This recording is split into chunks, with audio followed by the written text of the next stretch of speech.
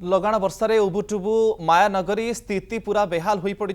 4 दिन धरी महाराष्ट्र मुंबई रे जारी रही प्रबल वर्षा। अनेक सहर अनेक स्थान जलमग्न होइछि। किछि स्थान रे रास्ता उपरे मध्य 3 ରୁ 4 फुट पानी जमी रही।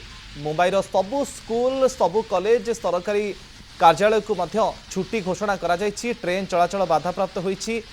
प्रबल वर्षा पई मुंबईर समस्त स्कूल कॉलेज एवं सरकारी कार्यालय को बंद घोषणा करा जायछि। गतकाली मुंबई एवं यार आखपाख अंचल में 100 ରୁ 170 मिलीमीटर वर्षा रेकर्ड करा जायछि।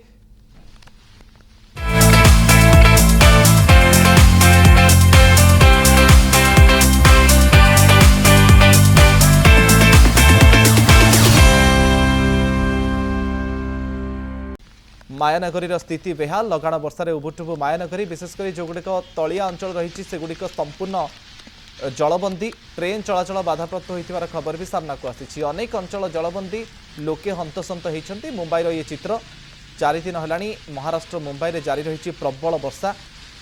सहरर अनेक स्थान जलमग्न होइथिबा बेले किछि स्थान रे रास्ता उपरे मध्य केमिति 3 ରୁ 4 फुट पानी जमी रही तार चित्र आपण देखुछन्ति। प्रबल वर्षा पई आज मुंबईर समस्त स्कूल कॉलेज सरकारी कार्यालय को बंद घोषणा करा जायछि।